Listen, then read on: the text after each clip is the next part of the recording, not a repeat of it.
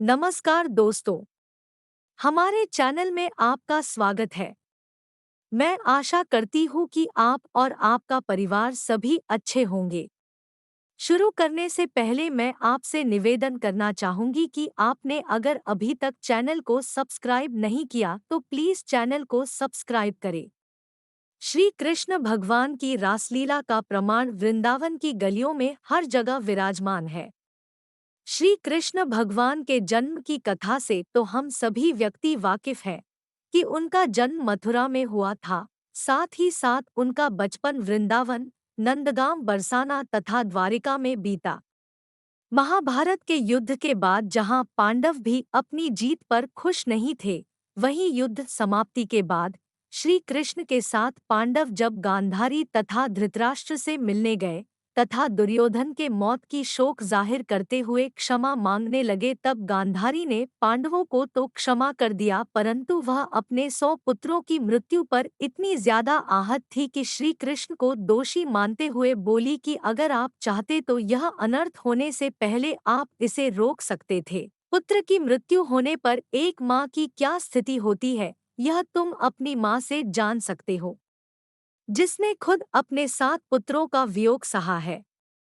साथ ही गांधारी ने श्री कृष्ण भगवान को यह श्राप भी दिया कि आज से 36 साल तक तुम द्वारिका पर राज करोगे, उसके उपरांत द्वारिका तबाह हो जाएगा तथा यादव वंश का नाश हो जाएगा तथा तुम्हारी मृत्यु एक शिकारी के हाथों होगी।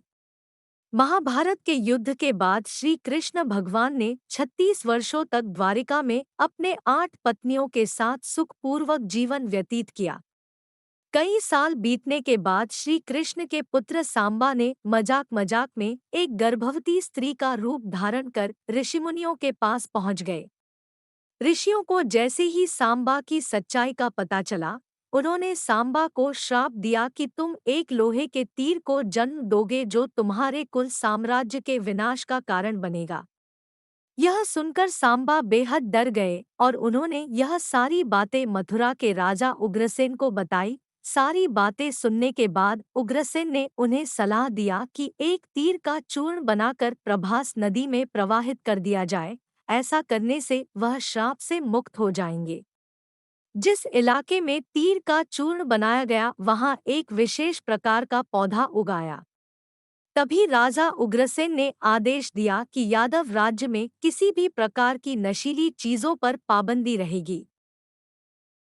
समय के साथ द्वारका में कई अशुभ संकेत होने लगे, जैसे कि सुदर्शन चक्र, श्री कृष्ण का शंख, उनका रथ, बलराम के हल, सभी के सभी चीजें गायब होने लगे और द्वारिका में अपराध और पाप बढ़ने लगे।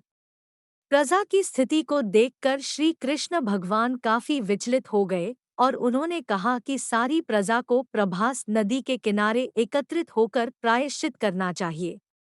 सारी प्रजा श्री कृष्ण भगवान के आदेशानुसार प्रभास नदी के किनारे एकत्रित हुए, परंतु वहां जाकर मदिरापान करके आपस में लड़ने झगड़ने लगे तथा गांधारी के श्राप के प्रभाव से यादव वंशी आपस में लड़ते झगड़ते खुद को नष्ट कर बैठे। इस प्रकार यादव वंश का नाश हो गया।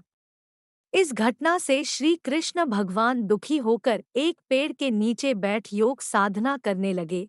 तभी जरा नाम का एक शिकारी हिरण की तलाश में वहां आ पहुंचा तथा श्री कृष्ण भगवान के हिलते हुए पैर को देख भ्रमित हो गया कि वहां एक हिरण है और भ्रमवश तीर चला दिया। कुछ समय के बाद जब शिकारी अपने शिकार को लेने वहां पहुंचा तो श्री कृष्ण भगवान को देख क्षमा याचना करने लगा कि वह गलती से उन्हें हिरन समझकर वह तीर मार बैठा। तब श्री कृष्ण भगवान ने उन्हें पुरानी कहानी याद दिलाते हुए कहा, मेरी मृत्यु तो निश्चित थी। त्रेता युग में लोग मुझे राम से जानते थे। सुग्रीव की सहायता करते हुए मैंने उनके बड़े भाई का वध छल से किया था। उसी की सजा मुझे इस जन्म में प्राप्त हुई है। दरअसल तुम ही पिछले जन्म के बाली हो। इतना कहकर श्री कृष्ण भगवान ने अपने शरीर का त्याग किया और इसी के संग कलयुग का प्रारंभ हुआ। यदि आपको आज का यह वीडियो पसंद आया हो तो आप इसे अपने दोस्तों के साथ और सोशल मीडिया साइट पर जरूर शेयर करें। प्लीज चैनल को सब्सक्राइब करें और वीडियो को लाइक भी करें। और प्लीज़ हमें बताएं कि आपके क्या विचार हैं इस बारे में, कमेंट करके ज़रूर बताएं।